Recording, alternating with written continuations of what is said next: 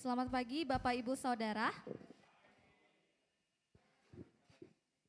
Ya, saya mengundang untuk Bapak Ibu yang masih di belakang. Sebelum kita mulai ibadah pada pagi hari ini, saya mengundang untuk menempati bangku yang depan dulu ya.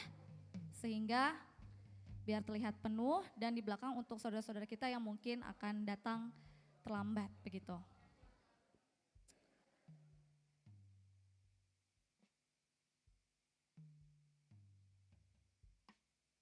Baik Bapak Ibu, mari kita akan memulai ibadah pagi hari ini. Saya mengundang Bapak Ibu Saudara untuk bangkit berdiri.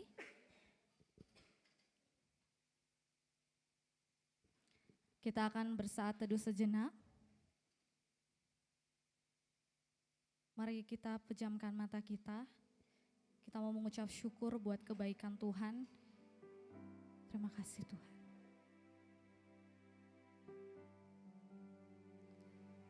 Hatiku siap ya Allah. Aku mau menyanyi, aku mau bermazmur. Bangunlah hai jiwaku, bangunlah hai gambus dan kecapi. Aku mau membangunkan fajar. Aku mau bersyukur kepadamu di antara bangsa-bangsa, ya Tuhan. Dan aku mau bermazmur bagimu di antara suku-suku bangsa. Kita bersyukur pada Tuhan. Terima kasih Tuhan. Terima kasih Tuhan. Sebab kasih-Mu besar Tuhan. Dan kini hatiku siap Tuhan. Hatiku siap untuk memuji muliakan nama-Mu Tuhan. Biarlah hati kami Tuhan bisa benar-benar tertuju padamu.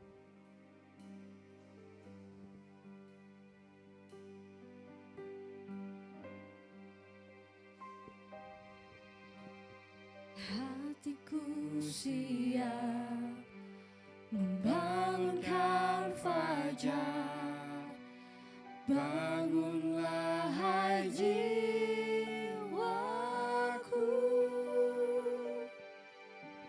Hatiku siap bermazmur bagimu. Bangunlah hai jiwaku.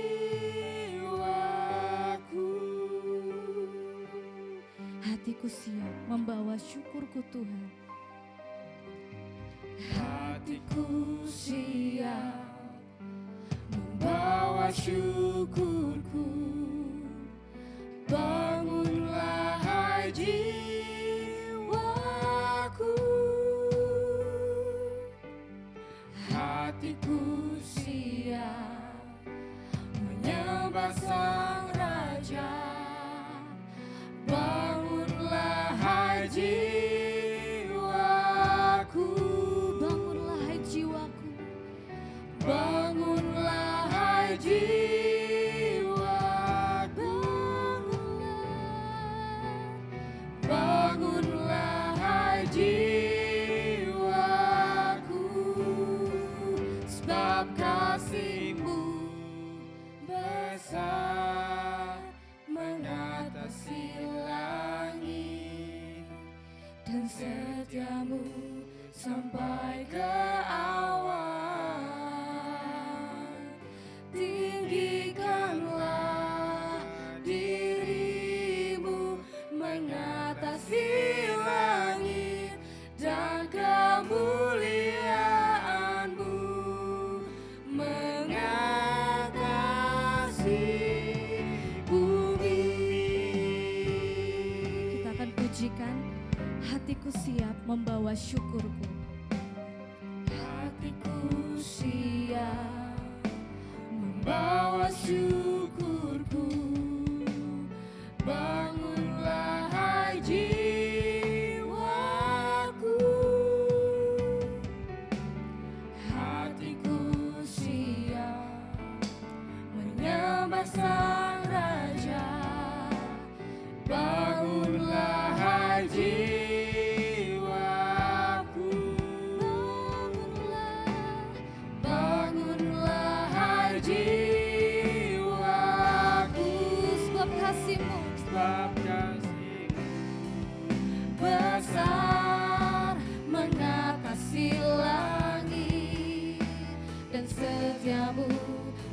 sampai ke awan.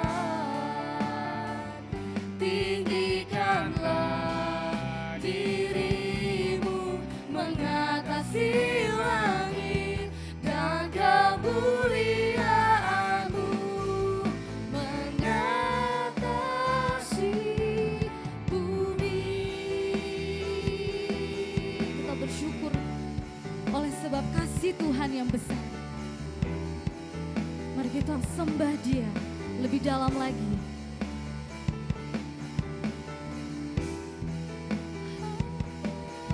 Kasih-Mu Tuhan,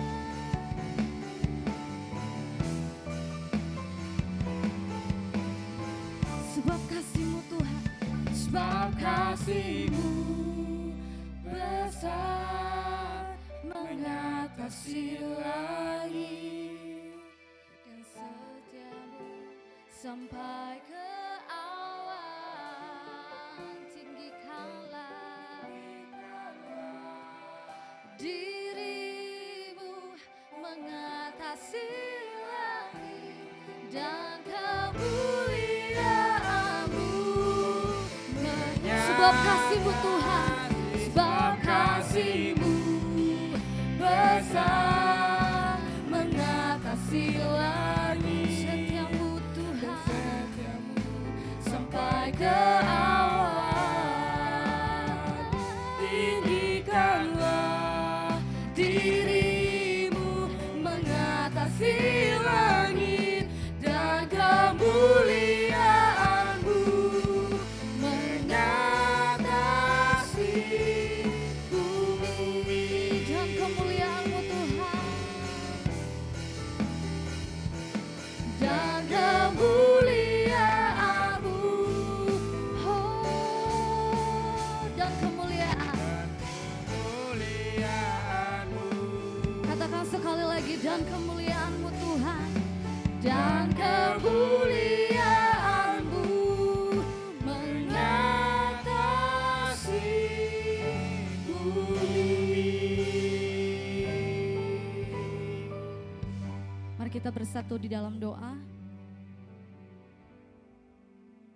Selamat pagi Tuhan, terima kasih untuk pagi ini kami boleh berkumpul Tuhan di tempat ini dalam keadaan yang sehat, dalam keadaan yang baik. Kami percaya itu semua oleh karena kasih-Mu Tuhan, oleh karena kemurahan-Mu Tuhan kepada setiap kami. Kami mengucap syukur atas penyertaan Tuhan, pimpinan Tuhan pada setiap kami. Pagi ini Tuhan, kami mau siapkan hati kami. Kami mau berfokus Tuhan, hanya untuk memuji, memuliakan nama-Mu. Tidak ada lagi Tuhan yang kami pikirkan. Kami mau benar-benar fokus untuk memuji, memuliakan nama-Mu. Terima kasih Tuhan. Di dalam nama Tuhan Yesus, kami berdoa dan mengucap syukur. Amin. Bapak Ibu masih tetap berdiri. Kita mau memuji nama Tuhan kembali. Aku dipilihnya.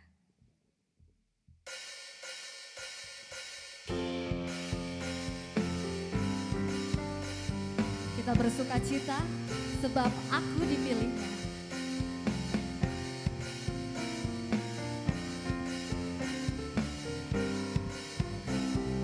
Dalam Kristus kini ku senang. Dalam Kristus kini ku senang, hingga hidupku penuh terang.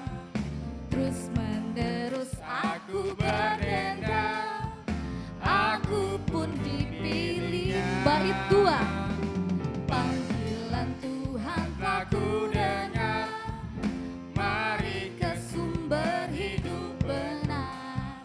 Hati jiwaku sungguh gemar, aku pun dipilihnya. Katakan aku dipilihnya. Aku dipilihnya. Aku dipilihnya. Dalam panggilannya juga ku dipilihnya. Aku dipilihnya. Aku dipilihnya. Aku dipilihnya.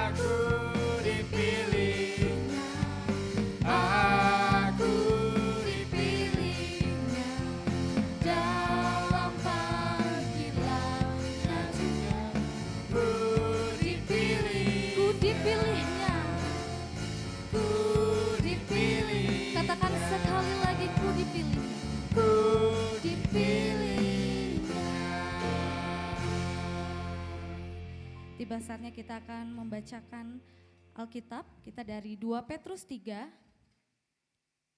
ayat 17 sampai 18. Bapak Ibu Saudara masih tetap berdiri. Kita akan membacakannya bersama-sama dari 2 Petrus 3 ayat 17 sampai 18. Dalam hitungan ketiga kita akan bacakan bersama-sama. 1, 2, 3. Tetapi kamu, saudara-saudaraku yang kekasih, kamu telah mengetahui hal ini sebelumnya. Karena itu waspadalah, supaya kamu jangan terseret ke dalam kesesatan orang-orang tak mengenal hukum, dan jangan kehilangan peganganmu yang teguh. Tapi bertumbuhlah dalam kasih karunia dan dalam pengenalan akan Tuhan dan Juru Selamat kita, Yesus Kristus. Baginya kemuliaan sekarang dan sampai selama-lamanya. Amin. Saya persilakan Bapak Ibu untuk duduk kembali. Sebelum kita mau memasuki doa syafaat, saya punya satu cerita Bapak Ibu.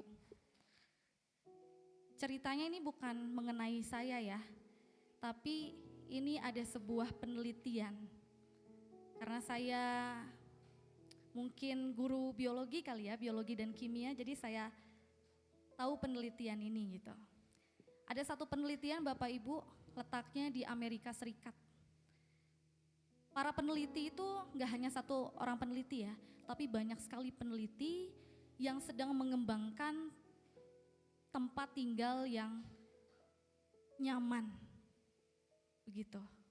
Dan di dalamnya mereka sungguh-sungguh merancang gitu ya, bagaimana kehidupan di sana tuh bisa berjalan dengan baik tanpa kekurangan suatu apapun.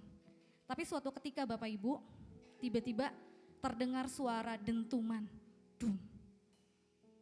Ternyata apa Bapak Ibu? Ternyata adalah pohon yang jatuh.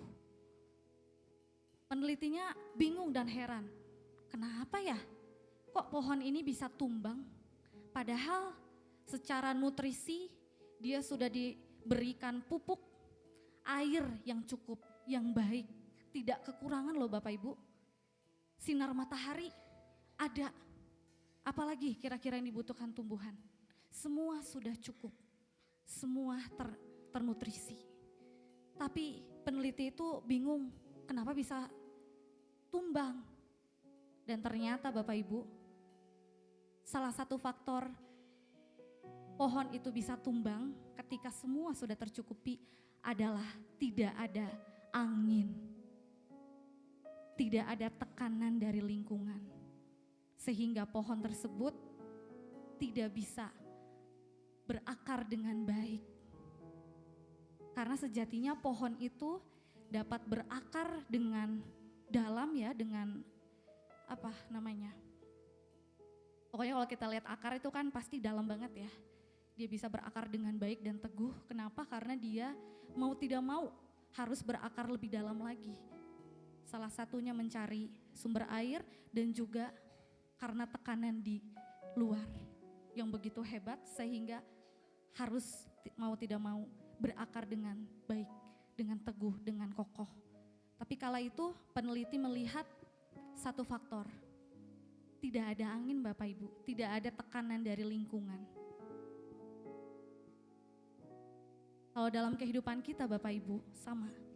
Mungkin kita merasa ya, 1 tahun ini kita sudah mau menginjak di bulan akhir ya.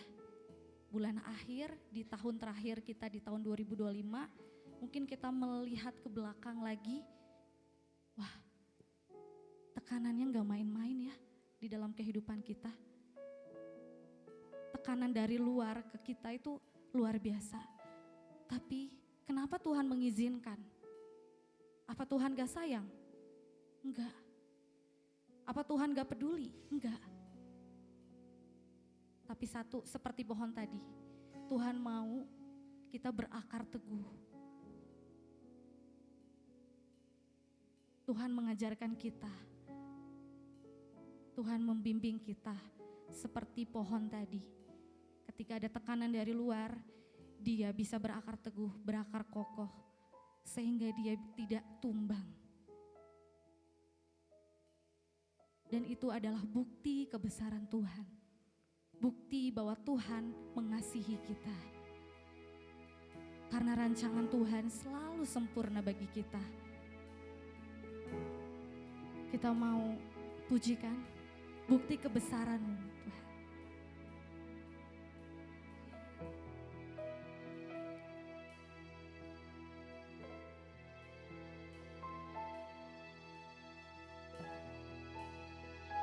Hidup-Mu menggenapi firman-Mu.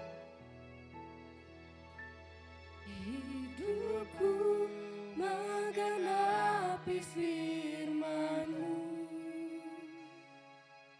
tanda mujizat sertai tiap langkahku.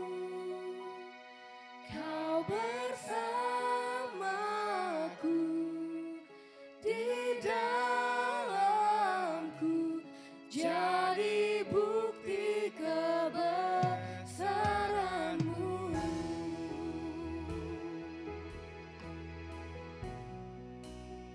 Tuhan, Kau sempurna. Tuhan, Kau sempurna dalam rencana-Mu dan karya-Mu. Ku serahkan hidupku, murnikan dengan Roh-Mu. Tuhan, Kau sempurna. Tuhan, Kau sempurna dalam rencana-Mu dan karya-Mu. Ku serahkan hidupku, murnikan dengan Roh-Mu. Hidupku menggenapi firman-Mu, tanda mujizat sertai tiap langkahku. Kau bersamaku di dalamku, jadi bukti kebesaran-Mu. Kita pujikan dari awal kembali. Tuhan, Kau sempurna. Tuhan, Kau sempurna dalam rencana-Mu dan karya-Mu.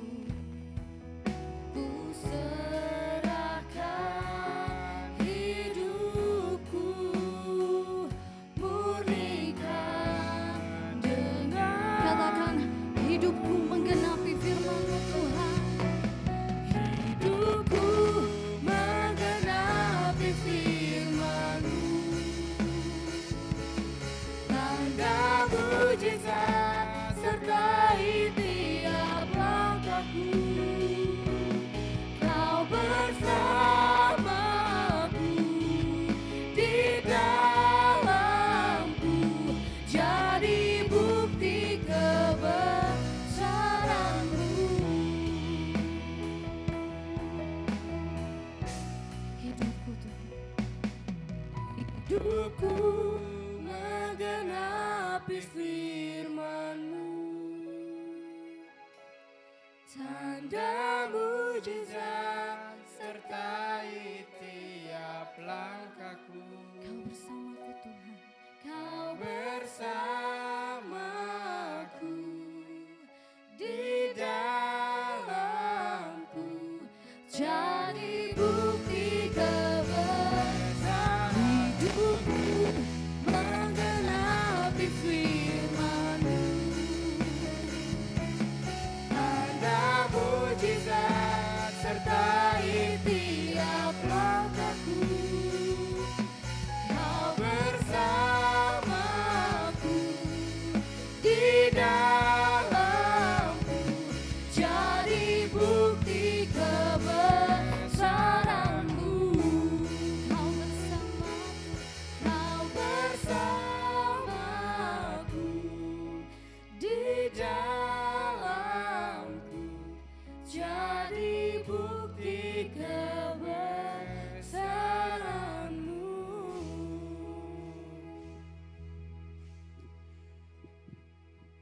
Baik, sebelum kita naikkan doa syafaat pada pagi hari ini,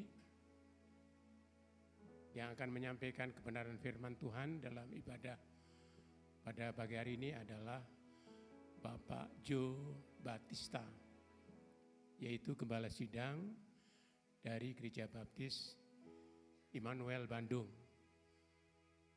Mudah-mudahan karena ini baru, tidak salah ke Cimahi barangnya. Sampai sekarang belum datang. Pak Sri juga sedang menunggu di luar sama Ibu Hosea. Karena ya sedikit saya beritahukan, ini masih muda sekali. Ini anak daripada Pendeta Joko yang melayani di Tanah Mas Semarang ya. Ya, nanti saya sendiri belum begitu mengenal walaupun pernah ketemu. Ya. Kita doakan agar perjalanan mereka atau Pak Batista sampai ke tempat ini dalam keadaan baik. Mari kita dudukkan kepala untuk berdoa. Bapa kami yang bertata di dalam kerajaan surga, segala puji dan syukur kami panjatkan kehadirat Tuhan atas pimpinan dan campur tangan Tuhan, sehingga pada pagi hari ini Tuhan telah kembali mengantarkan kami untuk bersama-sama memuji dan muliakan Tuhan, untuk bersama-sama mendengarkan kebenaran firman Tuhan. Kiranya apa yang kami lakukan pada saat ini berkenan di hadapan Tuhan dan boleh menjadi berkat bagi kami semuanya Tuhan. Sebelum kami menaikkan doa syafaat kami mohon Tuhan akan sucikan kami, Tuhan akan mengampuni segala kesalahan kami, sehingga apa yang kami mohonkan kepada Tuhan berkenan, dan apa yang menjadi kerinduan kami, Tuhan akan kabulkan.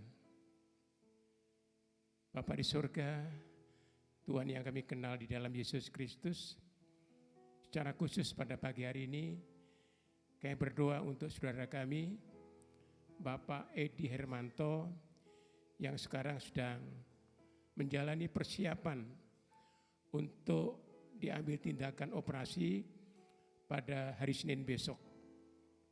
Kami serahkan sepenuhnya kepada Tuhan. Proses tindakan yang akan dilakukan oleh para dokter, para perawat, dan juga obat-obatan yang akan digunakan, sehingga semua proses itu berjalan dengan baik. Dan apa yang menjadi kerinduan kami bersama, Tuhan akan kembali sembuhkan saudara kami ini seperti sedia kala. Karena kami yakin dan percaya bahwa Tuhan yang kami imani di dalam Yesus Kristus adalah tabib yang agung, dokter di atas segala dokter, yang mempunyai kuasa untuk menyembuhkan segala macam penyakit. Oleh karena itu, sekali lagi Tuhan, di dalam nama Tuhan Yesus, kami mohon kuasa dan campur tangan Tuhan di dalam proses operasi yang akan dijalankan oleh saudara kami ini. Terima kasih Tuhan Yesus. Pada saat ini kami juga terus berdoa untuk Pak Sunario dan juga Pak Santo. Tuhan juga senantiasa memberikan kekuatan dan juga kesehatan bagi kedua saudara kami ini. Sehingga apa yang menjadi kerinduan kami bersama, agar kedua orang tua kami ini sehat dan boleh kembali melakukan aktivitas tanpa terganggu dengan kondisi yang ada. Kami hanya berharap dan bersandar sepenuhnya kepada kuasa Tuhan. Tuhan, pada saat ini kami juga intinya berdoa untuk anak-anak kami dan juga adik-adik kami serta saudara-saudara kami yang tergabung baik dalam PKRB maupun di dalam PKMB, dalam kegiatannya, baik dalam studi mereka, baik dalam pekerjaan mereka, maupun di dalam cita-cita mereka, bahkan pasangan hidup mereka. Tuhan akan campur tangan sehingga apa yang mereka rindukan, apa yang mereka inginkan, Tuhan akan berkati. Demikian pula kami juga terus ingat akan para senior yang ada di gereja ini. Tuhan juga senantiasa memberikan kekuatan dan kesehatan, sehingga pada masa-masa lansia tetap semangat untuk melayani Tuhan, tetap semangat untuk dipakai Tuhan sebagai sarana pemberitaan kebenaran firman Tuhan. Berilah Tuhan kesehatan yang baik sehingga senantiasa mengikuti aktivitas dengan penuh sukacita. Demikian pula kami juga berdoa untuk rencana Natal yang akan diadakan oleh PAUD pada tanggal 6 Desember yang akan datang. Kiranya juga Tuhan akan berikan pimpinan di dalam kegiatan itu, sehingga melalui PAUD banyak jiwa-jiwa yang dimenangkan atau orang-orang tua yang dimenangkan karena keberadaan PAUD yang menjadi dasar pemberitaan kebenaran firman Tuhan.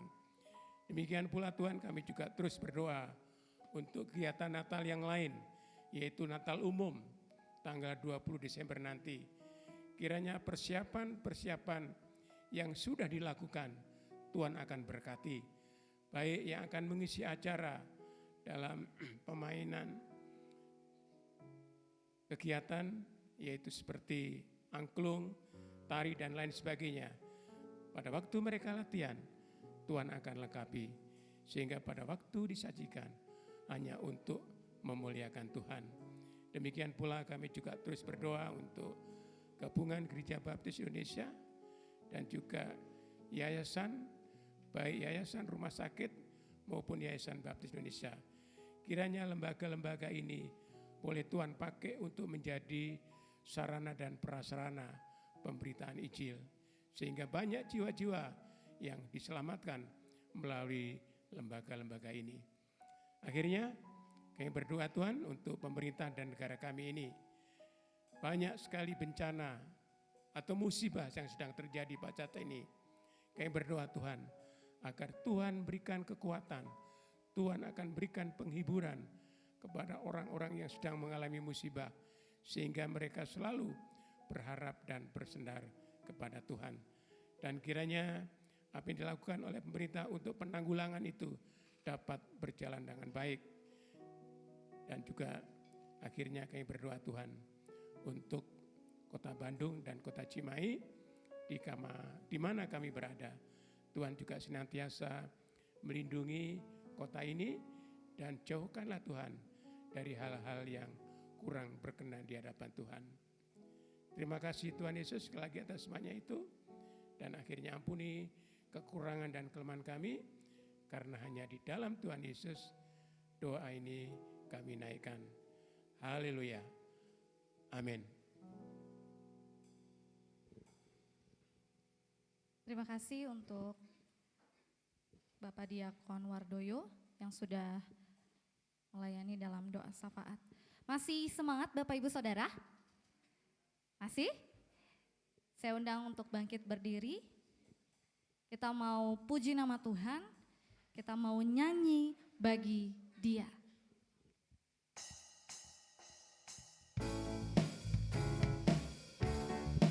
Mari kita bertepuk tangan.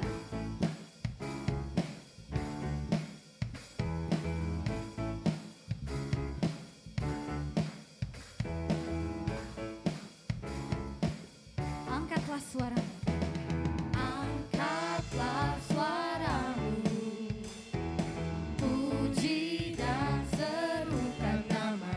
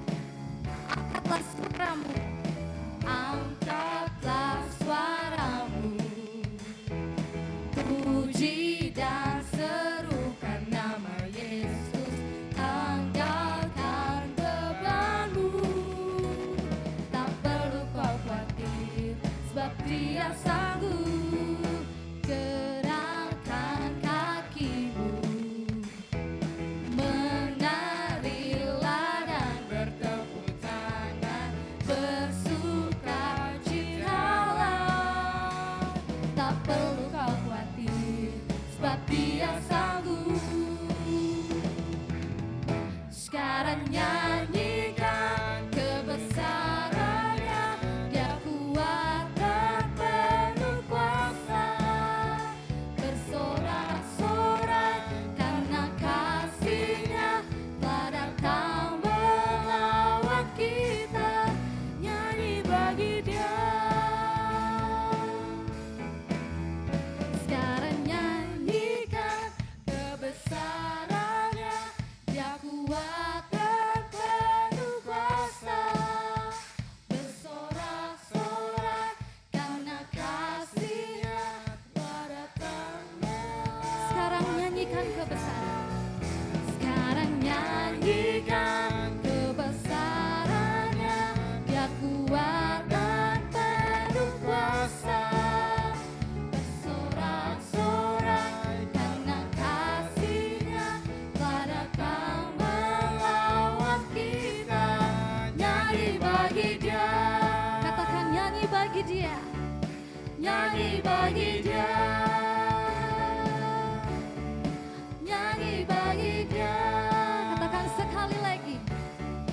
Nyanyi bagi Dia. Dipersilakan untuk duduk kembali Bapak Ibu Saudara. Tiba saatnya kita akan mengembalikan persembahan dan persepuluhan yang akan dilayani oleh keluarga Bapak Ibu Doto Siswoyo.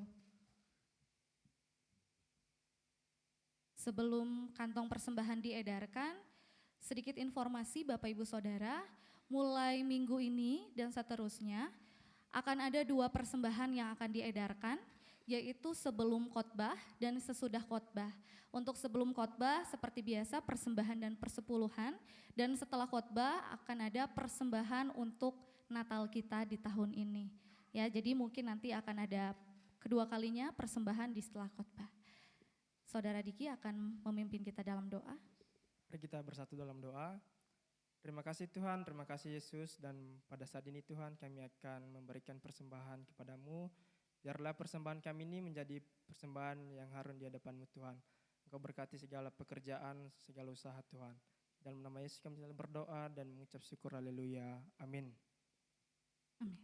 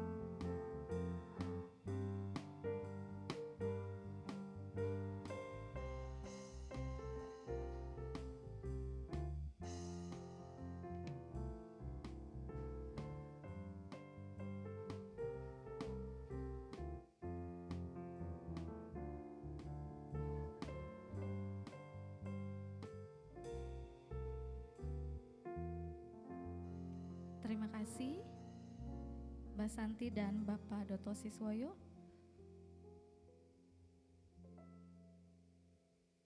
Baik, sebelum kita akan mendengarkan khotbah yang tadi sudah disampaikan oleh Bapak Diakon ya, bahwa hari ini kita akan dilayani oleh Bapak Jo. Bapak Jo ini masih muda, seumuran saya, jadi teman saya. Jadi karena beliau katanya ada kendala ban bocor, Jadi semoga beliau sudah datang ya pada saat waktunya khotbah. Baik, sebelum kita akan mendengar khotbah, kita akan melihat persembahan pujian dari PKMB dan PKRB. Dipersilakan.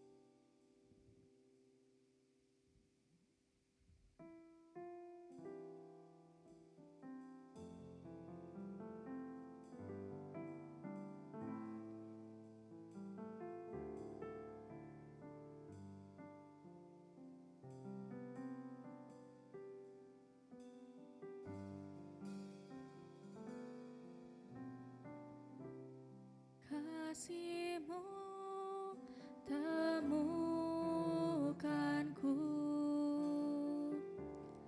berharga di mata-Mu. Kau berikan hidup-Mu menjadi manusia.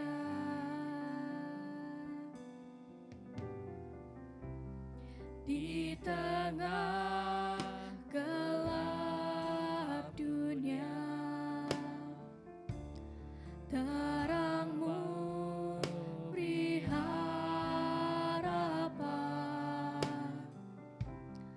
Kau tinggalkan semua untuk selamatkanku.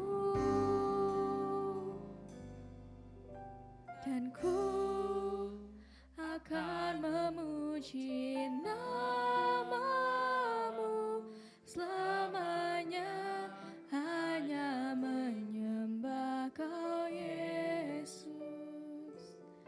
Kau juru selamatku, lahir di hatiku, mengubah hidupku.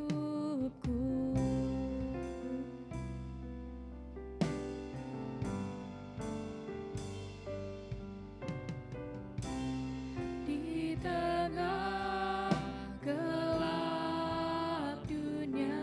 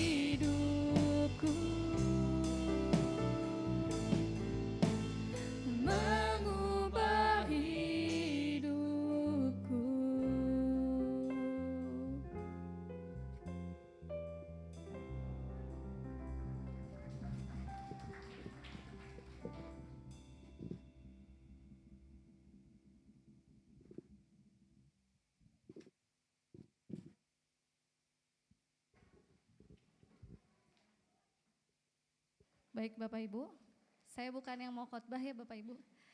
Hanya karena beliau belum datang. Mungkin pengumuman dulu saja dari Bapak Diakon Wardoyo. Dipersilakan Pak.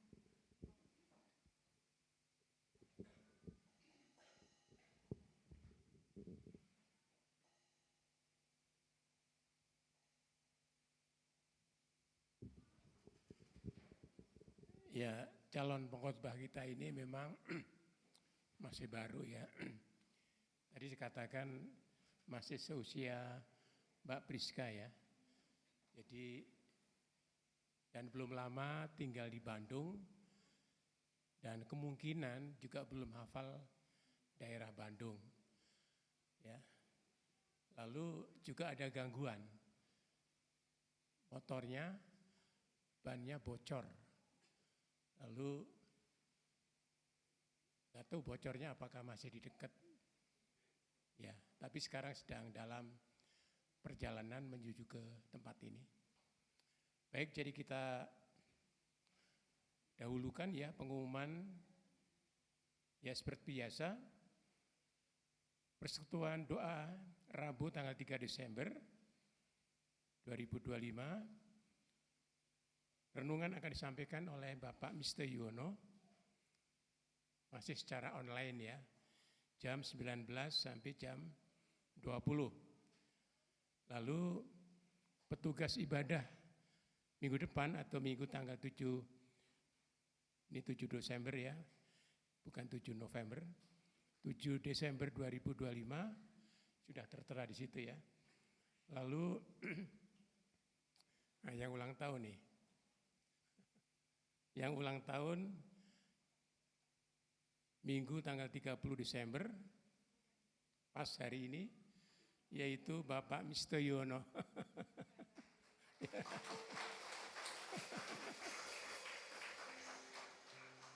Selamat ulang tahun Pak, Tuhan Yesus memberkati dan menjadi berkat bagi pelayanannya. Terima kasih. Lalu yang berikutnya adalah PKMB dan PKRB ada peristiwa khusus ya, yaitu bahasa Inggris. Saya kadang-kadang juga sedikit menggodain sama siapa? Dia ya. Sepatah dua patah kata yang kadang-kadang saya bisa, saya sapa ya. Ternyata dia jawabnya bagus ya. Ya, oleh karena itu ya, PKMB dan PKIB diundang untuk apa?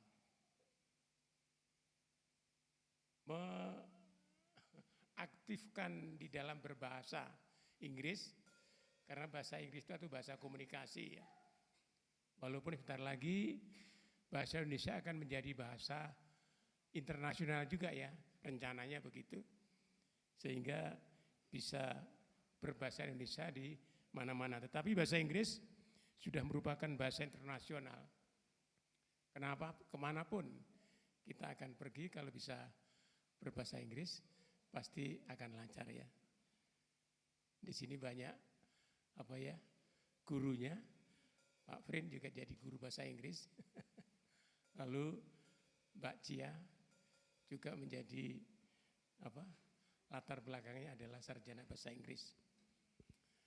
Itu lalu tadi sudah diumumkan bahwa kegiatan Natal di PAUD itu tanggal 6 Desember ya. Tanggal 6 Desember, jamnya jam setengah 8 ya. Jam setengah 8 pagi.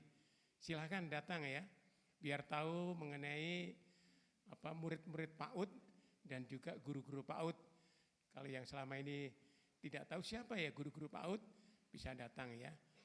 Lalu juga Natal umum ya. Natal umum itu tanggal 20 Desember. Nanti akan ada acara-acara yang ada angklung kaum bapak dan ada acara tarian yang diisi oleh ibu-ibu. Dan yang terakhir adalah ibadah Natal. Oh ya, Natal umum jam berapa? jam 5 sore, sedangkan ibadah Natal tanggal 25 Desember biasa jam 8 pagi dan diakhiri dengan ibadah tutup tahun. Ya, Pak Joe Batista sudah di tengah-tengah kita. Kita bersama-sama akan mendengarkan kebenaran firman Tuhan yang akan disampaikan oleh, sebelum itu kita akan nyanyi lagi satu nyanyian, langsung akan dilanjutkan dengan penyampaian firman Tuhan yang disampaikan oleh Pak Joe Batista. Tadi sudah diperkenalkan, nanti langsung boleh memperkenalkan diri, asal mula, statusnya barangkali begitu ya. Ya, terima kasih kembali. Saya mengundang singer ke depan ya. Kita mau angkat satu pujian lagi Bapak Ibu untuk mempersiapkan hati kita mendengarkan firman yang disampaikan oleh Bapak Joe. Bukti kebesaran-Mu.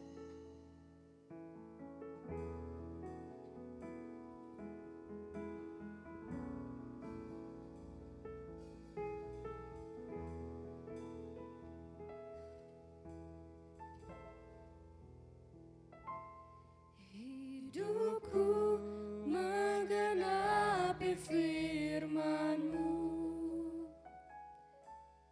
tanda mujizat sertai tiap langkahku. Kau bersamaku di dalamku, jadi bukti kebesaran-Mu. Tuhan Kau sempurna. Tuhan, Kau sempurna dalam rencana-Mu dan karya-Mu. Ku serahkan hidupku, murnikan dengan Roh-Mu. Tuhan, Kau sempurna dalam rencana-Mu dan karya-Mu. Ku serahkan hidupku, murnikan dengan Roh-Mu. Hidupku menggenapi firman-Mu, tanda mujizat sertai tiap langkahku. Kau bersamaku di dalamku, jadi bukti kebesaran-Mu. Katakan hidupku menggenapi firman. Hidupku menggenapi firman-Mu, tanda mujizat sertai tiap langkahku. Kau bersamaku di dalamku, jadi bukti kebesaran. Hidupku menggenapi firman-Mu, tanda mujizat sertai tiap langkahku. Kau bersamaku di dalamku, jadi bukti kebesaran-Mu.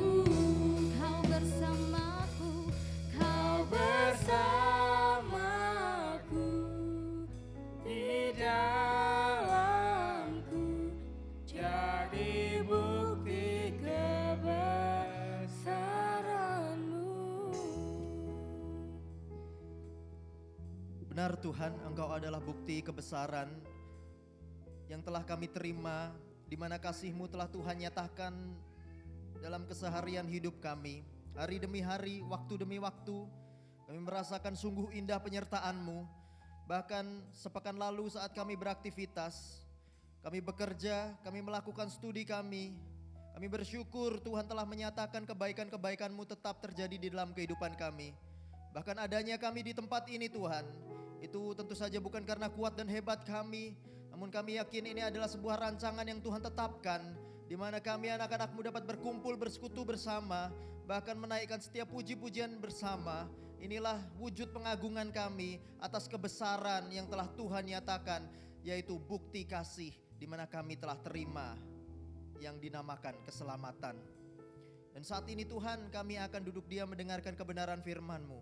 Tuhan pakai hikmat kami, kiranya setiap kasih Kristus, hikmat dari Kristus akan memimpin kami kepada pengenalan akan benar, akan cinta kasih Tuhan kepada kehidupan kami. Di dalam nama Yesus Kristus, Allah kami yang hidup, kami berdoa serta mohon pimpinan dan hikmat-Mu. Terima kasih Tuhan, haleluya, amin, amin, amin.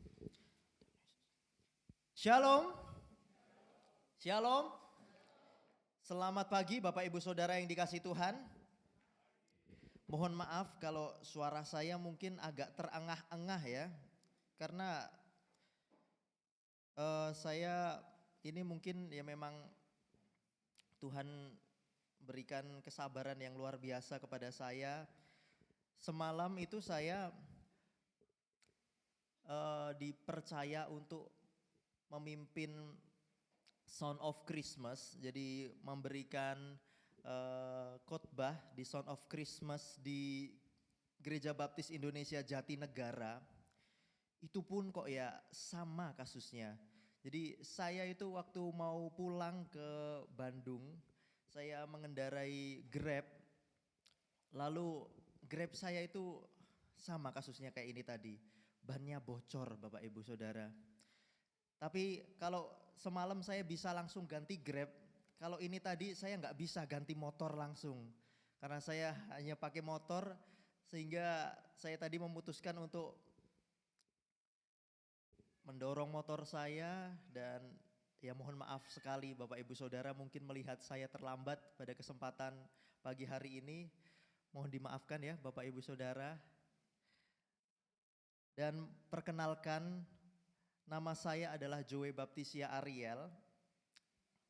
Namanya kayak kebarat-baratan tapi sebenarnya saya itu wong Jowo Bapak Ibu. Joe itu disadur dari nama orang tua saya. Papa saya Joko, mama saya Eva. Jadi anaknya Joko dan Eva disingkat Joe. Iya. Baptisia adalah nama mungkin yang dirindukan oleh orang tua saya supaya saya itu dapat bertumbuh di kalangan baptis, bahkan dapat bertumbuh pengenalan dengan orang-orang baptis juga. Dan memang benar, saya berani menantang di tempat ini siapa yang baptisnya lebih baptis daripada saya, mungkin bisa maju. Ini ada door prize di kantong saya, kanan atau kiri nanti boleh pilih. Saya lahir di rumah sakit baptis.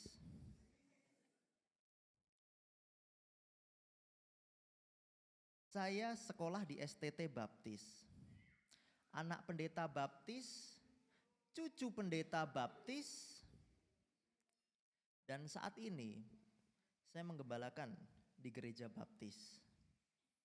Dan puji Tuhan, ini adalah sebuah pengalaman yang memang Tuhan nyatakan di dalam kehidupan saya, di mana saya dapat bertumbuh dan saya dapat mengenal banyak skopa baptis, banyak orang-orang baptis, termasuk pendeta Hosea, termasuk ibu itu merupakan rekan atau teman-teman orang tua saya, betul ya ibu ya. Nah jadi ya tidak kebetulan jika saya mengenalkan diri, karena tak kenal maka tak diundang lebih tepatnya.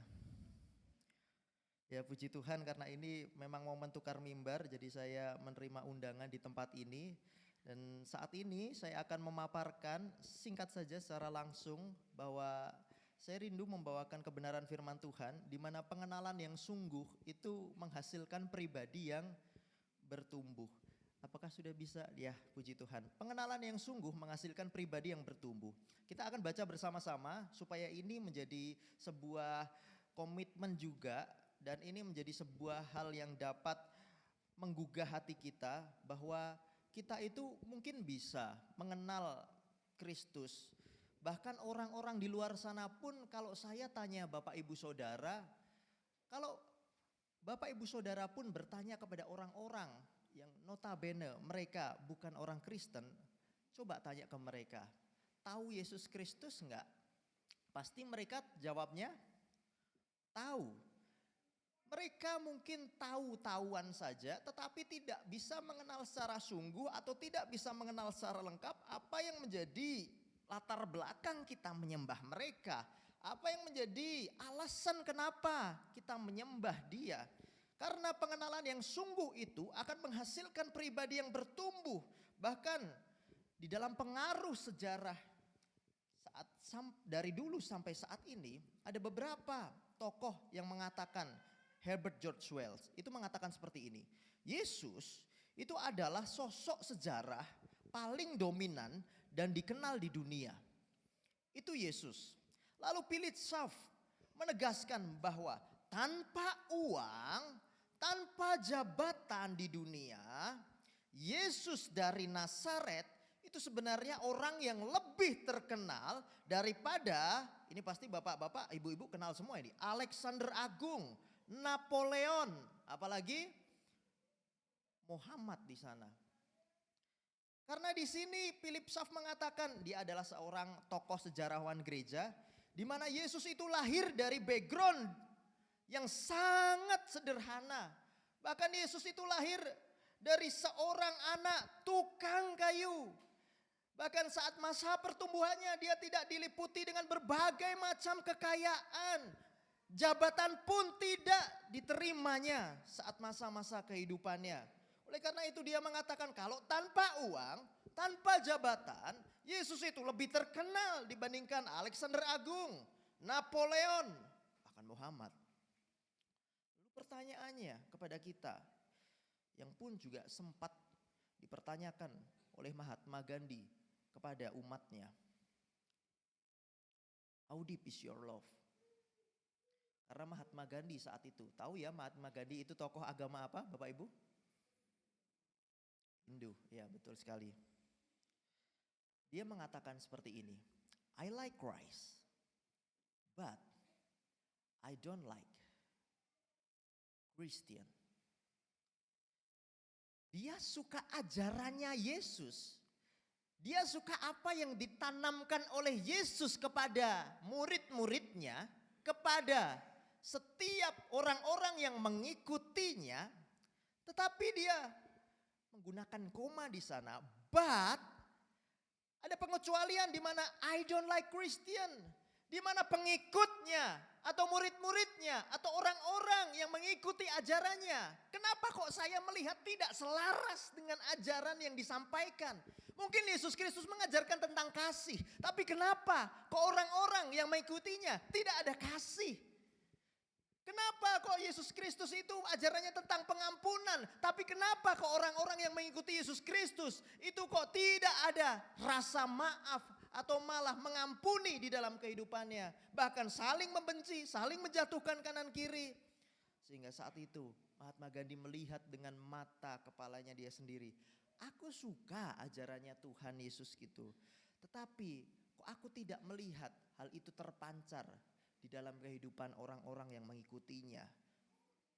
Oleh karena itu 2 Petrus 3 ayat 17 sampai 18 ini akan menanamkan kepada kita di mana sebenarnya pengenalan yang sungguh itu. Jadi tidak hanya kenal-kenalan saja. Bapak Ibu Saudara sudah berapa lama di sini dilayani oleh Pendeta Hosea?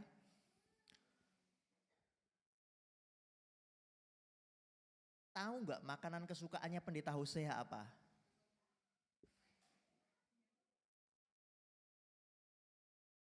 Semua suka, puji Tuhan.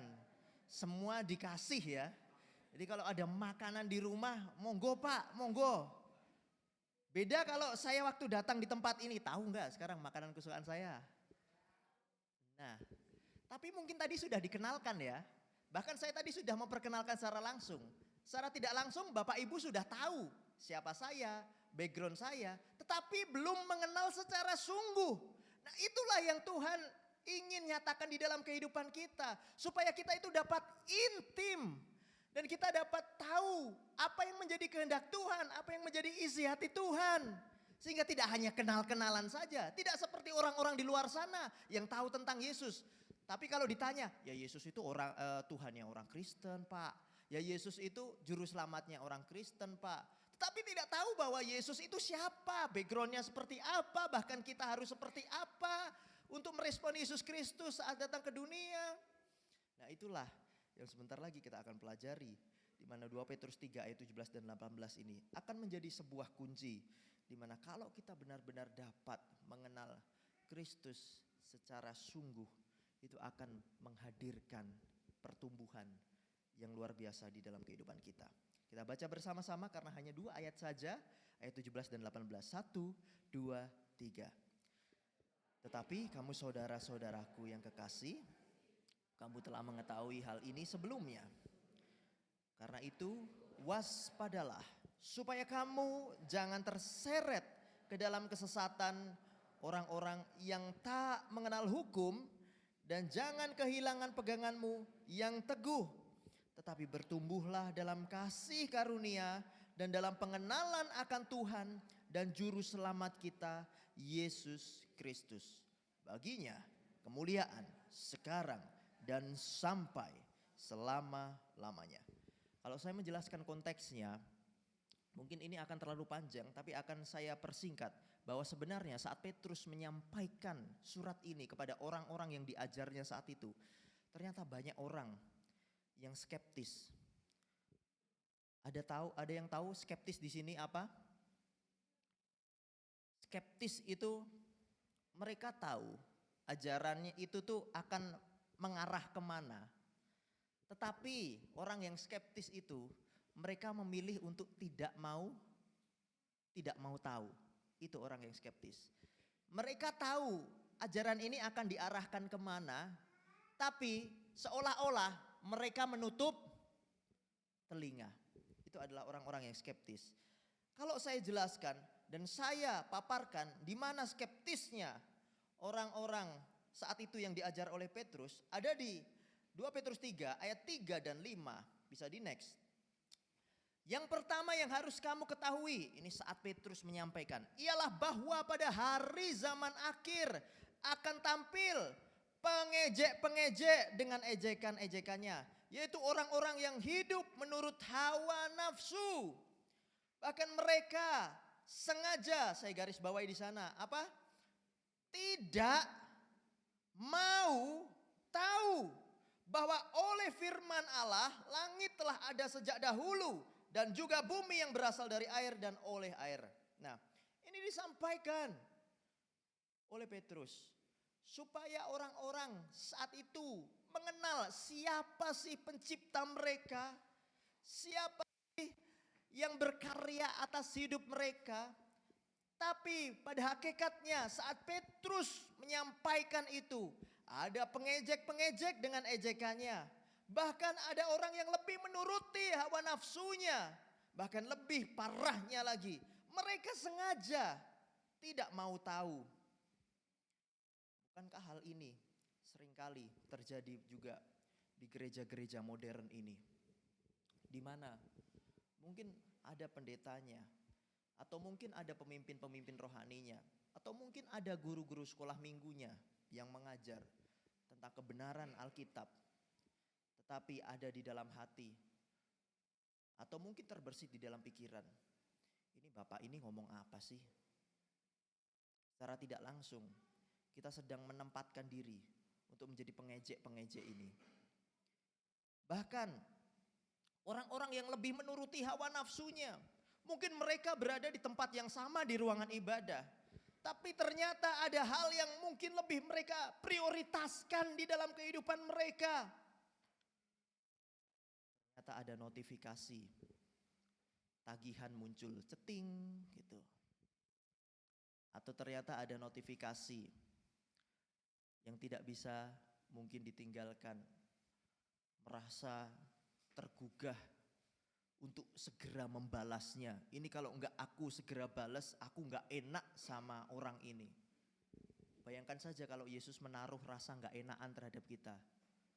Kita sedang berada di altarnya, di bait Allahnya Yesus. Apakah saudara lebih enak, tidak enak kepada Yesus atau tidak enak kepada orang-orang? Tetapi pada kenyataannya kita di dunia ini sedang dituntut untuk mengejar validasi.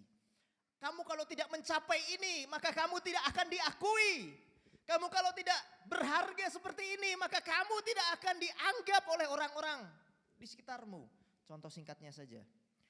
Kemarin saya itu pergi ke mall. Mau nonton film Bapak Ibu, agak lain. Ada yang sudah nonton film agak lain di sini? Saya sarankan kalau yang sedang stres, yang sedang pening, yang sedang penat, cobalah nontonlah film agak lain ini. Saya yakin 2 jam ini akan menjadi penghiburan yang sejati untuk Bapak Ibu. Tapi saya jaminkan 2 jam saja ya, 2 jam saja. Setelah itu kalau masih keingat utangnya atau keingat masa lalunya atau keingat apa, nah itu urusan Bapak Ibu, Saudara. Nah, saat saya pergi ke mall, saya itu melihat sebuah perbedaan begini. Saat saya sampai di lobi, ada orang yang pakai, ini sama-sama mobilnya sama-sama Toyota. Yang satu Toyota Alphard. Pak, satpam itu langsung gercep. Pak, mari Pak, silahkan sini Pak. Diarahkan. Sedangkan saya yang naik Grab car dengan notabene saat itu Toyota Avanza, boro-boro dibukakan pintunya. Satpamnya diem saja, enggak ngarahin sama sekali. Bahkan enggak istilahnya untuk mengarahkan ke tempat yang sepi terlebih dahulu. Tidak sama sekali. Yang artinya mungkin kalau kita melihat di dunia ini, kadang-kadang mindset kita terdistraksi dengan hal-hal, oh iya berarti saya harus mencapai seperti itu supaya saya dapat pengakuan yang seperti itu juga. Di mana itulah iblis mulai bekerja. Yang akhirnya kita di dunia ini mulai mengejar validasi. Bukan mengejar perkenanan Tuhan, malah mengejar validasi. Anak-anak muda, mungkin yang di tempat ini, masih mengejar, kok saya terganggu ya kalau like saya, like Instagram saya, like foto saya sedikit. Kok saya enggak kayak orang-orang itu ya, yang bisa populer, yang bisa luar biasa like-nya. Ingatlah, maka engkau sedang mencari perkenanan duniawi ataupun engkau sedang mencari validasi duniawi. Nah, hal seperti inilah yang dinyatakan oleh Petrus saat itu, di mana orang-orang hidup menuruti hawa nafsunya. Bahkan saat Petrus sudah mengatakan hal ini dan itu, tapi lebih parahnya lagi, mereka itu tahu, tetapi mereka sengaja tidak mau tahu. Itulah orang-orang yang skeptis. Nah, dan dilanjutkan di 2 Petrus 3 ayat 17 dan 18. Petrus itu mengatakan dengan tegas, dan saya garis bawahi di sana. Oleh karena itu, waspadalah, jangan terseret ke dalam kesesatan. Ada kata waspada dan ada kata jangan kita sampai terseret ke dalam kesesatan. Bapak Ibu Saudara, yang dikatakan oleh Petrus ini supaya menjadi warning, supaya menjadi batasan yang jelas. Saat engkau benar-benar tahu mana yang harus engkau lakukan, tetapi engkau tidak melakukannya, di dalam Yakobus pun dengan tegas dan jelas. Engkau tahu mana yang benar, tetapi engkau tidak melakukannya, itu saja sudah dinamakan dengan apa? Dosa. Dan garis inilah, warning inilah yang dipaparkan oleh Petrus, di mana kita di dalam kehidupan ini perlu adanya kewaspadaan dan jangan sampai terseret. Ingat, bedanya terseret dengan menyerahkan diri itu sangat beda sekali. Pak Ibu, gambarannya kalau terseret itu seperti ini. Ada yang pernah ke pantai semua? Pernah ya ke pantai? Saya yakin jemaat GPI Cimahi suka refreshing dan pernah ke pantai semua. Jika Bapak Ibu Saudara duduk di pinggir pantai, lalu ada ombak yang menerjang kita, menerpa kita, tanpa kita pegangan dengan siapapun, maka pelan-pelan kita pun akan masuk ke dalam laut tersebut. Itulah gambaran dari yang dinamakan terseret. Tapi bedakan, jika kita sudah tahu ada ombak yang luar biasa, secara perlahan itu nanti akan menyeret kita, tapi kita malah menyerahkan diri, nih. Bawa aku nih, bawa aku. Itu beda. Bapak Ibu, terseret ini artinya apa? Dimana walaupun kita sudah tetap kuat dan teguh di dalam Kristus Yesus, kalau kita tidak punya pegangan yang pasti, atau kita mungkin tidak pegang, kalau dulu zaman kecil saya, kalau saya tidak dipegangi oleh orang tua saya, maka saat ini pun wassalam, saya nggak ada di tempat ini untuk berkhotbah. Tetapi karena saya dari dulu mungkin saat bermain air, itu dipastikan oleh orang tua saya saat ada ombak, lalu saya dipegangi oleh orang tua saya sehingga saya tidak terseret. Artinya apa? Di mana ombak yang menerpa kita itu pada hakikatnya lebih kuat daripada siapa? Kita. Dan itulah dunia ini. Sekalipun Bapak Ibu berdoa, sekalipun Bapak Ibu mendengarkan kebenaran firman, membaca kebenaran firman, iblis itu tidak kurang cara untuk terus menggoda kita. Dan itulah yang sedang ditekankan oleh Petrus. Kamu bisa setiap minggu ke gereja, kamu bisa mungkin setiap Rabu datang jam doa. Tapi yang ditekankan oleh Petrus di sini, ada hal yang lebih besar di mana kamu kalau tidak waspada, maka kamu akan terseret ke dalam kesesatan itu. Sehingga kesesatan ini digambarkan sebagai hal yang lebih besar daripada kita manusia yang mungkin sudah menyerahkan diri kepada Tuhan. Dan terkadang kita lupa bahwa pegangan yang teguh dan pegangan kepada siapa harusnya yang kita lakukan. Tapi pada hakikatnya banyak manusia yang malah menyerahkan diri kepada godaan dan kepada hal-hal yang mungkin tidak berkenan di hadapan Tuhan. Contohnya waspada atau warning yang sering ditabrak oleh manusia. Tahu lampu traffic light? Itu lampunya warnanya apa saja? Kita masih hidup di negara yang sama kan ini, Bapak Ibu? Merah, kuning, hijau. Merah itu tanda stop, berhenti. Hijau itu tanda jalan. Kuning itu tanda waspada. Waspada yang artinya kalau sudah hijau jalan, tapi kalau sudah muncul kuning ya waspada, dikurangi kecepatannya, direm. Tapi kebanyakan orang Indonesia kalau sudah kuning itu malah semakin kayak balapan liar. Tancap gasnya. Saya lihat kanan kiri kita, ini sudah kuning kok malah kayak MotoGP ini. Makin ditancap, bahkan ditambah giginya. nggak mau kalah dengan kanan kirinya. Artinya ada sebuah hal yang itu menjadi sebuah peringatan di mana seharusnya kita itu tahu kalau itu tuh harusnya waspada, warning terhadap kehidupan kita.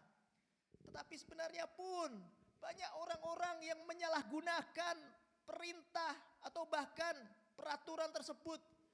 Sehingga banyak orang pun mengatakan di zaman sekarang ini, Pak, peraturan dibuat itu ya untuk, wah itu salah itu. Ditaati betul Ibu. Pak, peraturan itu dibuat ya untuk ditaati, bukan dilanggar. Nah, hal inilah yang harusnya menjadi sebuah pola kebenaran di dalam kehidupan kita. Bahkan saya mengatakan dan saya mengulangi ini kepada jemaat kami di Immanuel. Yang pola-pola yang lalu, jika hal itu tidak benar, jangan dibiasakan. Saya mengatakan seperti ini. Biasakanlah yang benar, jangan membenarkan yang biasa. Mungkin banyak orang-orang yang saat ini beranggapan, Pak, yang lalu-lalu kan sudah seperti ini, Pak. Yang lalu-lalu sudah berjalan seperti ini kok, Pak. Tapi lihatlah, tinjaulah, hal yang lalu-lalu itu yang sudah dilakukan itu benar belum? Menjadi kesukaan Tuhan belum? Menyenangkan hati Tuhan belum? Bahkan terkadang hal yang kita lakukan, yang lalu-lalu itu bisa saja melukai hati orang-orang yang kita layani. Perlunya kita pahami, jangan sampai kita membenarkan yang biasa sehingga kebenaran ini akhirnya dikompromikan. Maka mulailah saat ini untuk membiasakan yang benar. Ini yang lalu-lalu pelayanan seperti saya, telatan. Pak, nggak apa-apa Pak, kemarin juga dimaklumi. Tapi saya mengaku Bapak Ibu, saya hari ini salah. Karena saya tidak waspada, karena pun saya tidak, mungkin prepare-nya tidak lebih pagi, sehingga mungkin ini teguran Tuhan untuk saya. Diberikan cobaan seperti itu. Oleh karena itu, apakah saya nanti saat tukar mimbar selanjutnya atau saat undangan-undangan selanjutnya, saya akan membiasakan hal ini di dalam kehidupan saya? Oh nggak apa-apa, kemarin di Cimahi juga dimaklumi kok. Nanti kalau saya di tempat lain juga saya percaya pasti akan dimaklumi. Pak, Bu, ini adalah pola yang salah yang mungkin saya sedang biasakan. Di mana saya membenarkan yang biasa, bukan membiasakan yang benar. Dan mungkin pola didik atau pola asuh orang tua kepada anak-anaknya mungkin perlu menjadi perenungan bagi kita. Karena di bulan ini Immanuel itu sedang bergumul tentang bulan keluarga. Saya bersyukur banyak keluarga-keluarga yang akhirnya memiliki pemahaman yang baru. Contohnya seperti ini, Pak, Bu, percuma saya membaca ke dalam sebuah penelitian, percuma orang tua itu mengatakan nasihat, memberikan ceramah 1000 kata-kata, 1.000.000 kata-kata jika tidak adanya satu teladan di rumah. Bapak Ibu menyuruh anaknya setia sekolah minggu, tetapi perlu berkaca, Bapak Ibu sudah setia sekolah minggu belum? Bapak Ibu memaksa anaknya untuk setia ke dalam ibadah, tapi perlunya sebuah pertanyaan dan perenungan di dalam hati kita. Saat Bapak Ibu memaksa anak-anak itu untuk setia bersekutu, setia beribadah, ada hati yang juga sudah rindu belum di rumah itu untuk membangun mezbah keluarga? Ada hati yang juga sudah rindu belum di rumah itu datang ke dalam ibadah? Nah, hal-hal seperti inilah yang ternyata menjadi sebuah perenungan bagi kita, di mana jangan sampai kita membenarkan yang biasa, hanya menyuruh anak-anak kita, menyuruh mungkin generasi penerus kita tidak harus anak-anak kita. Mungkin di gereja ini yang menjadi tokoh-tokoh gereja atau yang menjadi orang-orang tua di gereja, yang menjadi guru-guru sekolah minggu gereja. Pak, Bu, saya tekankan, di mana ada sebuah faktor tertinggi. Ini beberapa waktu yang lalu saya membaca, kenapa toh kok Gen Z? Tahu ya Gen Z itu siapa? Gen Z itu bukan pembangkit listrik itu ya. Generasi Z. Generasi Z. Tahu nggak generasi Z kenapa mereka akhir-akhir ini menurun semangat mereka untuk berangkat ke gereja? Bahkan ini pun juga diikuti juga oleh generasi milenial di atasnya. Faktor utamanya itu bukan, ini saya nggak cuma ngedabrus ngomong tanpa riset ya Bapak Ibu. Ini ada bukunya. Nanti kalau nggak percaya saya fotokan ke Pak Hosea supaya saya kirimkan, Pak Hosea bisa kirimkan ke Bapak Ibu Saudara. Faktor utamanya bukan khotbah dari pendetanya, bukan. Faktor utamanya bukan ibadahnya, bukan. Bukan. Tetapi faktor utamanya Gen Z ini tidak melihat keteladanan dari orang tua gereja dan tidak melihat keselarasan dari orang-orang tua gereja, di mana apa yang diajarkannya kok nggak sesuai dengan yang diperintahkannya kepada anak-anak muda. Dan disinilah mulai terjadi gap generasi, di mana kalau orang tua akhirnya, wah saya kayaknya nggak cocok deh Pak ngobrol sama anak-anak muda. Loh, justru anak-anak muda inilah yang perlu dirangkul. Anak-anak muda inilah yang perlu dicari inovasinya. Pak, saya kayaknya nggak cocok deh Pak ngobrol sama yang masih sekolah minggu itu.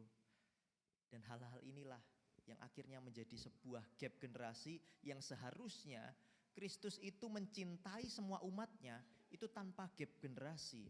Tetapi kenapa kita mengkotak-kotakkan? Saya hanya mau mengasihi yang satu circle dengan saya.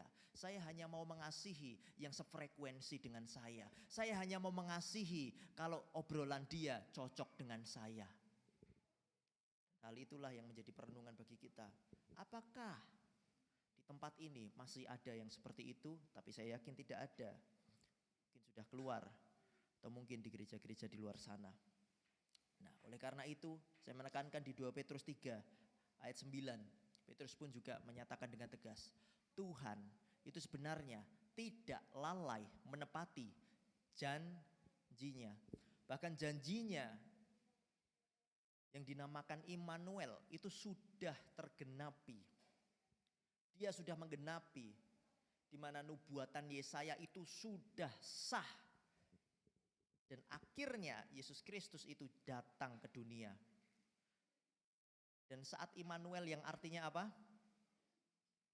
Allah beserta kita atau Allah menyertai kita. Itu pun juga diteguhkan oleh Yesus Kristus. Saat Yesus akan terangkat ke surga. Di mana di Matius 28 itu dikatakan dengan tegas di sana. Di frasa terakhir, aku akan menyertai kamu sampai akhir zaman. Itu ditegaskan untuk apa? Supaya kita umatnya sadar bahwa Kristus itu tidak akan sekalipun lalai menyertai kita, bahkan menepati janjinya. Bahkan sekalipun ada orang yang menganggapnya sebagai kelalaian, tetapi ia di sana Yesus tetap sabar terhadap kamu. Karena Yesus menghendaki supaya jangan ada yang binasa, melainkan supaya semua orang berbalik dan bertobat. Karena itu saya setuju dengan statement kemarin itu di gereja kami di Immanuel selama bulan November. Itu banyak sekali yang dipanggil Tuhan. Kenapa ya Pak? Orang-orang baik itu dipanggil Tuhannya cepat. Ya Karena mereka sudah berbalik dan bertobat. Mereka sudah sesuai dengan kriterianya Tuhan. Pak, kenapa ya Pak? Kok orang jahat itu kok enggak orang jahat aja yang dipanggil Tuhan? Kok enggak dia aja yang korupsi yang enggak dipanggil Tuhan? Ada sebuah ilustrasi di mana orang buta dan orang tuli cepat dipanggil Tuhannya yang mana? Yang orang buta karena dia melihat langsung saat karena orang buta karena dia mendengar langsung. Tapi kalau orang tuli dipanggil-panggil enggak dengar, "Nak, pulang, Nak. Pulang, Nak. Pulang, Nak." Hal inilah yang sebenarnya menjadi perenungan bagi kita. Sebenarnya Tuhan itu sedang menghendaki kita semua untuk berada di jalan kasih-Nya Yesus Kristus. Supaya kita benar-benar dapat murni dan benar sesuai dengan kriterianya Yesus Kristus. Di mana dia itu sebenarnya menghendaki. Dia itu sudah sabar dengan segala kesalahan, dengan segala tingkah laku kita, dengan segala omongan-omongan kita. Mungkin di gereja kita berbuat seperti ini, tapi di luar sana mungkin berbeda sikap kita. Dia itu tetap Allah yang sabar melihat kita dari surga sana. Bahkan dia itu Allah yang sabar mendampingi kita melalui pribadi Roh Kudus yang terus mengarahkan kita. Tetapi sebenarnya dia itu juga menghendaki supaya kita itu jangan larut-larut ke dalam kebiasaan dosa yang akan membawa kita kepada maut atau kebinasaan ini. Karena upah dosa ialah mangut. Mangut apa maut? Kalau mangut enak ya. Mangut lele. Tapi upah dosa itu maut. Maut, kebinasaan. Dia itu tidak mau supaya kita itu terjerumus ke dalam kebinasaan. Melainkan supaya semua orang itu berbalik. Yang artinya tidak hanya kita saja yang berbalik. Semua orang itu menghendaki supaya Tuhan itu memakai kita. Supaya orang-orang di sekitar kita itu pun juga dapat memahami dan mengenal siapa Tuhan Yesus yang juga kita sembah dan menjadi juru selamat kita. Seperti yang Yosua katakan, aku dan seisi rumahku akan datang untuk beribadah dan melayani Tuhan. Dan perenungannya, apakah kita dan seisi rumah kita saat ini sudah datang beribadah? Ataukah hanya kita saja yang sampai saat ini masih mengeraskan hati? Udah Pak, itu urusan-urusan keluarga saya. Mau percaya, mau masuk neraka ya sudah. Itulah yang dinamakan dengan fenomena quit quiet. Quit quiet itu seolah-olah kita keluar dan kita diam saja. Seolah-olah kita menyerah dan tidak ada respon yang aktif untuk memberikan hal yang positif. Nah, bisa dilanjutkan. Next, bagaimana bertumbuh jika kita belum mengenal lebih dalam? Dan bagaimana mengenal lebih dalam jika peringatan-peringatannya saja masih sering kita abaikan? Gimana kita mau memperkenalkan ini kepada orang-orang di luar sana? Memperkenalkan Yesus kepada orang-orang di luar sana jika hidup kita saja masih sama seperti yang dikatakan oleh Mahatma Gandhi tadi. Aku suka ya ajarannya Yesus Kristus, tetapi kok aku tidak melihat pengampunan, kok aku tidak melihat kasih, aku tidak melihat sebuah perubahan dan pertobatan di dalam hati orang-orang percaya. Next, sehingga 2 Petrus 3 ayat 18 jadi sebuah ajakan bagi kita. Tetapi bertumbuhlah di dalam apa sana? Kasih dan dalam pengenalan akan Tuhan dan Juru Selamat kita Yesus Kristus. Karena kasih itu adalah brandingnya orang-orang Kristen. Karena kasihnya yang besar bagi anak-anaknya sehingga ia telah mengaruniakan anaknya. Itu diawali dengan kasih. buah roh saja diawali dengan apa? Kasih. Kasih. Saya yakin ini bukan suatu kebetulan. Kenapa kok Paulus menaruh buah roh yang pertama itu kasih? Karena dengan kita mengasihi, maka akan muncul buah roh selanjutnya. Tidak mungkin orang itu akan sabar jika tidak ada kasih. Tidak mungkin orang itu akan bersuka cita kalau tidak ada kasih. Bahkan dikatakan di hukum Taurat atau dua hukum juga. Hukum Taurat yang pertama apa? Apa?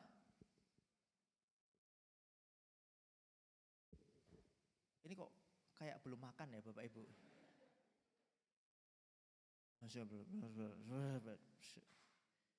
Apa yang pertama? Kasihilah Tuhan Allahmu dengan segenap hatimu. Nah, itu kan dua hukum ya. Lalu kalau 10 hukum Taurat, yang pertama apa? Jangan ada padamu Allah lain. Yang sebenarnya Tuhan itu merindukan supaya kita itu hanya terpusat mengasihi Kristus saja. Dengan kita mengasihi Kristus, maka kita barulah bisa dimampukan Tuhan untuk mengasihi sesama. Gimana kalau kita mengasihi sesama dulu tanpa mengasihi Kristus? Saya yakin pasti ada keirian. Pasti ada, bukan keirian jaya sana ya. Kedengkian. Pasti ada kedengkian, pasti ada kebencian yang mulai dipupuk jika tanpa kasih Kristus itu bertumbuh di dalam hati kita. Oleh karena itu, next, kalau tadi kita baca di dalam 1 Petrus 3 ayat 17, di frasa awalnya itu mengatakan seperti ini. Kamu telah mengetahui hal ini sebelumnya, itu seharusnya menjadi pertanyaan bagi kita. Hal sebelumnya itu hal apa sih? Bapak Ibu bertanya-tanya enggak selama khotbah ini tadi? Oh enggak Pak, saya ngikuti saja sudah. Kamu telah mengetahui hal ini sebelumnya, dan hal ini sebelumnya inilah yang bisa menjadi resep kita untuk supaya kita dapat semakin bertumbuh pengenalan kita akan Kristus. Bisa dikasih 2 Petrus 1 ayat 5 sampai 7. Saya enggak tayangkan di sini karena saya merindukan anak-anak muda 3 orang bisa bangkit berdiri. Ayat 5 1 orang, ayat 6 1 orang, ayat 7 1 orang.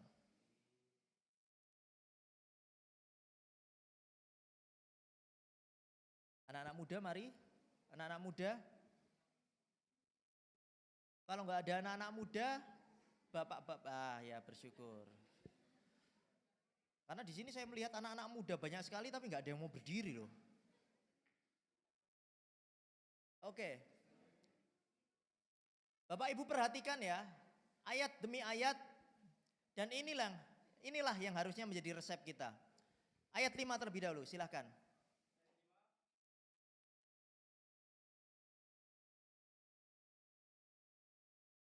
Stop. Menambahkan kepada imanmu, sehingga kita tuh sebenarnya bukan kita yang berusaha untuk mencari iman, tetapi iman itu sudah dikaruniakan. Bahkan di dalam Ibrani, iman ini adalah sebuah hadiah yang dikaruniakan Allah kepada kita. Iman ini menjadi dasar. Tetapi kalau cuma iman saja itu omong kosong. Tetapi di sana dikatakan oleh Petrus, tambahkanlah di dalam imanmu itu apa? Kebajikan. Lalu dan kepada apa? Lanjut. Oke. Dan kepada kebajikan pengetahuan. Sehingga iman plus kebajikan plus pengetahuan. Oke, dilanjutkan. Gak apa-apa, sampai selesai saja. Iman plus kebajikan plus pengetahuan plus penguasaan diri. Lalu selanjutnya plus ketekunan. Apalagi? Plus kesalehan. Apalagi? Plus kasih akan saudara-saudara. Lalu selanjutnya lagi? Plus setelah kita mengasihi saudara-saudara seiman atau saudara-saudara kita kepada semua orang. Terima kasih. Mas siapa namanya? Mas Niki. Boleh siapa? Diki, boleh maju ke sini, Mas. Ya. Ini hadiah.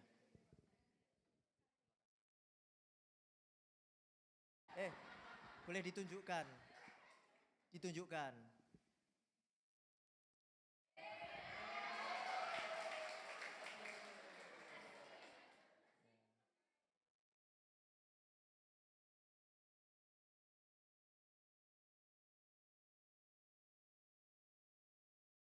Jerih payah yang tidak sia-sia. Makanya besok lagi kalau ada pengkhotbah tamu, jangan malu-malu untuk disuruh ya. Ya. Oke, Bapak Ibu Saudara, kita lihat di mana tadi kalau bisa kita kembali ke PPT-nya. Ya. Next. Dan inilah resep yang sebenarnya sedang ditanamkan. Jadi next, bisa ditanamkan oleh Petrus kepada umatnya. Di mana kita itu sebenarnya punya dasar apa? Iman. Iman itu bukan kita usahakan, tetapi iman itu benar-benar dikaruniakan oleh Tuhan kepada kita. Kita itu nggak bisa mencari iman itu, nggak bisa. Iman itu adalah anugerah dari Allah, dan itu harus kita tumbuhkan. Dan bagaimana kita menumbuhkannya? Dengan menambahkan kebajikan. Karena ada orang beriman, tapi tidak menambahkan kebajikan di dalam imannya, maka dia akan seolah-olah menjadi orang yang sombong, orang yang tidak bijaksana, orang yang angkuh. Orang beriman sudah bisa menguasai kebijaksanaannya, tetapi tidak bisa menguasai dirinya. Mungkin banyak orang-orang bijak di luar sana, tetapi banyak juga orang-orang yang mudah emosi dengan meresponi segala sesuatunya. Mungkin ada orang-orang yang bijaksana, ada orang-orang yang sudah berpengetahuan, ada orang-orang yang sudah menguasai diri, tetapi dia tidak tekun. Luar biasa jabatannya, luar biasa gelarnya, luar biasa bijaksananya. Bahkan dia dikenal dengan orang yang bisa dibilang, wah top sekali Pak, tetapi tidak pernah ke gereja. Inilah yang sebenarnya ingin dirindukan Tuhan. Selain engkau berhasil di luar sana, berhasillah juga di dalam engkau bersekutu atau membangun persekutuanmu dengan Tuhan. Itulah yang dinamakan dengan ketekunan dan kesalehan. Banyak orang-orang di luar sana yang sudah berhasil di dalam gereja pun sudah berhasil, tetapi mereka tidak berhasil menjaga kekudusannya. Banyak orang yang jatuh ini dengan kekudusannya. Banyak rumah tangga yang akhir-akhir ini cerai. Karena apa? Sebuah kasus perselingkuhan, KDRT, dan lain-lain. Dan tidak adanya kasih, baik kasih kepada sesama ataupun kasih kepada semua orang. Dan itulah yang perlu kita tambahkan di dalam iman kita. Supaya apa? Ini tuh sebenarnya semuanya karakternya siapa? Yesus, karakternya Yesus. Yesus mana yang tidak bajik? Yesus mana yang tidak berpengetahuan? Yesus mana yang tidak mampu menguasai dirinya? Yesus mana yang tidak tekun? Yesus mana yang tidak saleh? Yesus mana yang tidak kasih? Dan hal inilah yang tentunya menjadi sebuah pemantik di dalam kehidupan kita. Bahwa kesimpulannya, wah ini sudah kesimpulan Pak, Bu. Baca bersama-sama mari. Kesimpulannya, kok mati ya kesimpulannya? Nah, baik. 1, 2, 3. Bertumbuh dalam mengenal Tuhan bukan soal waktu, tetapi kedalaman. Kenapa kok saya bilang soal waktu? Karena banyak orang-orang yang merasa dirinya senior, merasa dirinya sudah tua, sudah setiap minggunya ke gereja. Tetapi mereka pun mungkin pengenalannya dengan Tuhan masih terbatas. Bahkan masih sering emosi, masih sering mungkin menjatuhkan kanan dan kiri. Bahkan terkadang lebih bijaksana atau lebih dewasa. Bisa dibilang anak mudanya atau mungkin lebih dewasa anak-anak yang di bawahnya. Bahkan bisa enggak anak-anak itu menasehati orang tua? Bisa saja. Bahkan kita pun perlu membuka diri. Bahwa saya pun juga membuka diri. Besok generasi-generasi selanjutnya mungkin saya tertinggal dengan teknologi. Dan saya percaya di tempat ini mungkin dulu Bapak Ibu ataupun mungkin oma opa yang di sini saat mau beli pulsa pun harus membutuhkan bantuan dari cucunya, anaknya. Dan itulah yang saya tempatkan diri besok. Saya pun besok kalau sudah tua pun juga pasti akan tertinggal dengan generasi-generasi selanjutnya. Di mana pengetahuan saya pun mungkin terbatas dan saya butuh mungkin merangkul mereka untuk dapat membimbing dan mendampingi saya. Begitupun juga dengan anak-anak muda. Kasihmu kepada orang-orang tuamu itu jangan putus. Sehingga jangan merasa engkau muda, jangan merasa engkau tahu segalanya. Sehingga engkau merasa akhirnya dapat menggurui orang tuamu seenaknya. Nah itulah yang harusnya menjadi pembatas bagi kita semuanya. Di mana bertumbuh dan mengenal Tuhan itu bukan soal waktu. Anak muda bisa dipakai Tuhan. Bahkan orang tua pun pasti dipakai Tuhan untuk menjadi nasihat dan teladan kepada anak-anak yang lainnya. Dan yang selanjutnya, waspadalah. 1, 2, 3. Waspadalah terhadap kesesatan dan tetap berpegang teguh pada kebenaran. Kenapa kok saya bilang waspada? Seperti yang ditekankan Petrus tadi.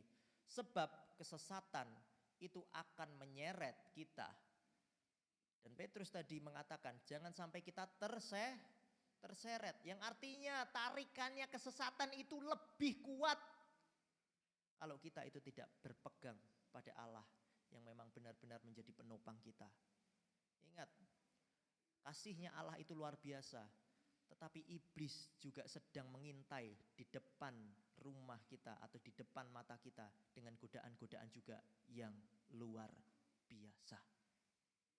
Lalu yang selanjutnya, yang ketiga, 1, 2, 3. Tuhan memberikan kesempatan untuk bertobat, jangan menyia-nyiakan. Jangan seolah-olah kita bertobat hanya satu momen saja.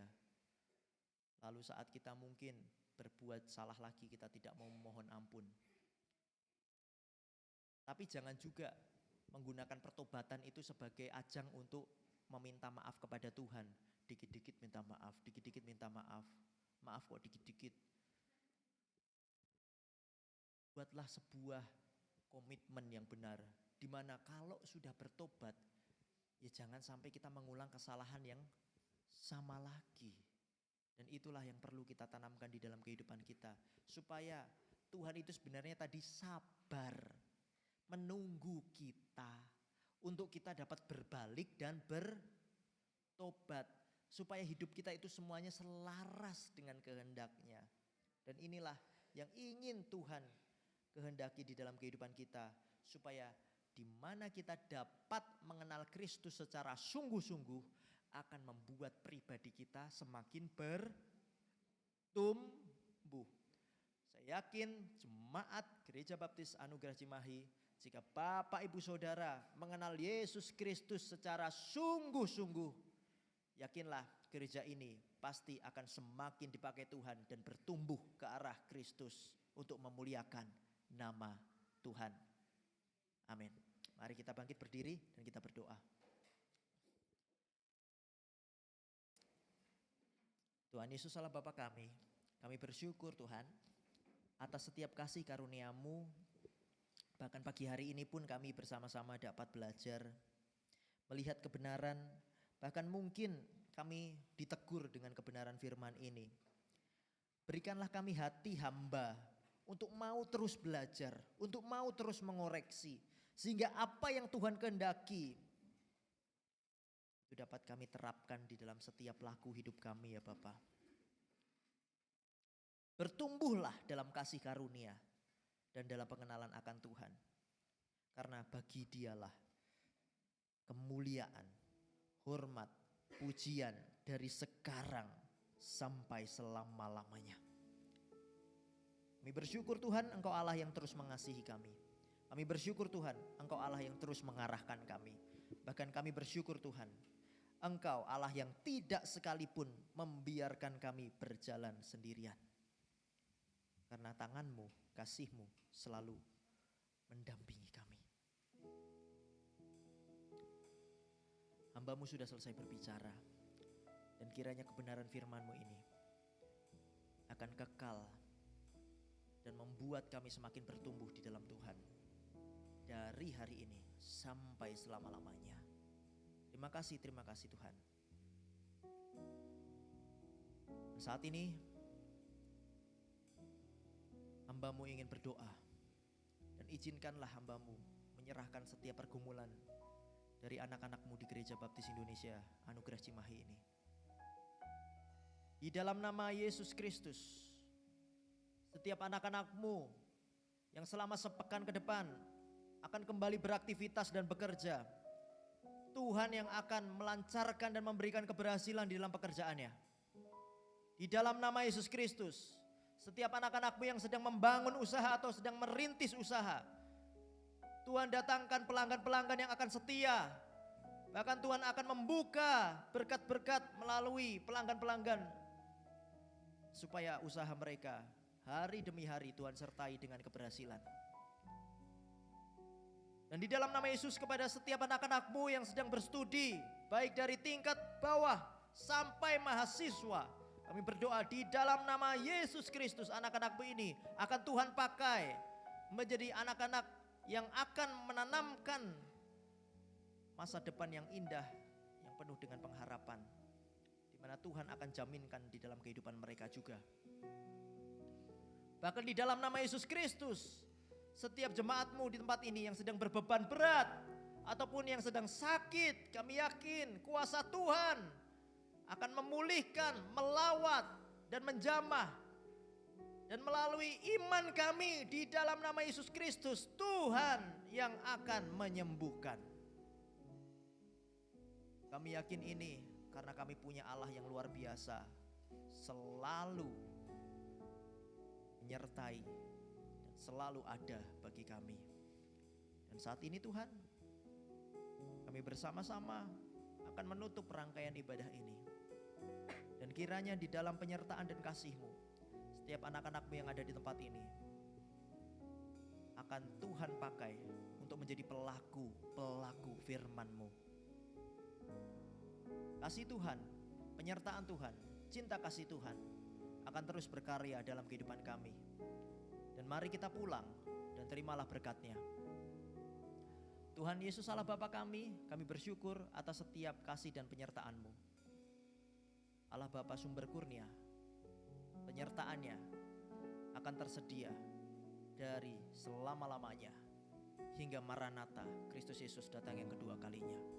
Terima kasih Tuhan, terima kasih Yesus, di dalam nama Yesus Kristus. Haleluya, haleluya.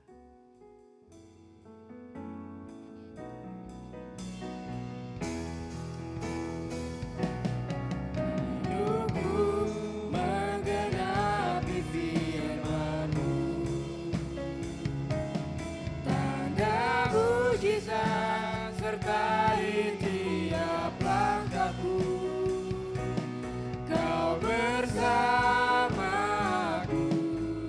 di dalamku, jadi bukti